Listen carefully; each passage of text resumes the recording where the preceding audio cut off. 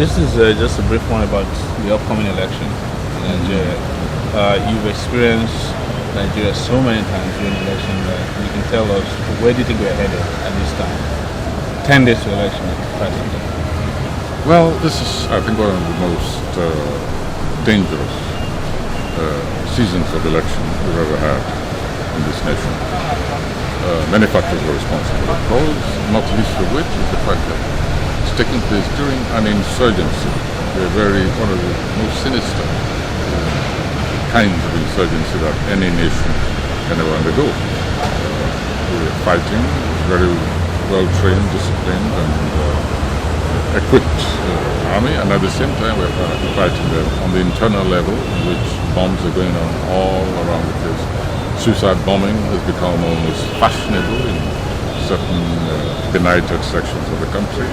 But in spite of all of that, and this is what bothers me deeply, that there are others who are seeing this as an opportunity for their own political sinister activities in the country, so that we're not even united against a dangerous enemy.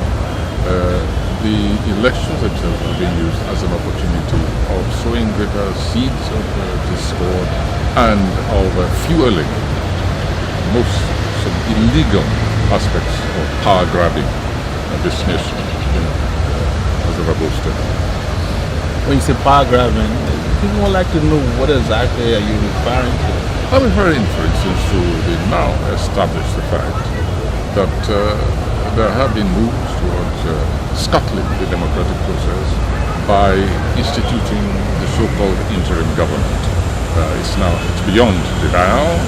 The rumors have been lying around, and one has avoided making any public statement until now, when the proof is there, and right down to details of participants in meetings for the formation of an interim government. Why interim? When there is an electoral process. I went so far in my investigation as to speak personally, privately, to President Jonathan, and I asked him about this, and he was, to all appearances, outraged by the very suggestion. I remember he used an expression, if such a thing is going on, it's taking place outside my will or my wish.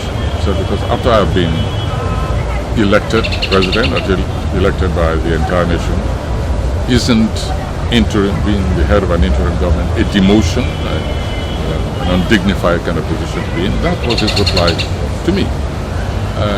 My response to that, which I didn't make to him, I must admit, because I think maybe he will find out himself.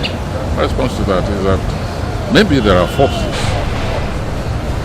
in operation in this nation during this very critical period about which he knows nothing. That's the only answer I could make to his response to that. And we know some of them, of course, and it's up to him to sort himself out in the midst of all those contending illegal forces. Last question is, going by the countenance or the body language of the president, as they say, are we convinced that on March 28th, elections will hold, at least by his own words? I believe that these elections, going by his body language, is very difficult to penetrate truthfully and deeply into the minds of politicians. Maybe that's why they're politicians. But going by his body language, to answer your question straight, yes, I think that Jonathan has no intention of scuttling the elections. In other words, that elections will take place. What kind of elections we're going to have? What might be the aftermath of the elections? He's repeatedly said, I'm just going back to Tuete if I lose the elections. But again, as I said earlier, this country is filled with intrigue. Even I, with my experience with politicians at all levels, I'm astonished at the boldness, the arrogance of other forces within this nation. And I just hope that we don't wake up one more in this nation with a complacent attitude towards what seems to be the final stages of an election, whatever the results are, to wake up and find that we have, as a people, been overthrown by illegal and very sinister and ruthless forces. Thank you so much, Prof. You're welcome.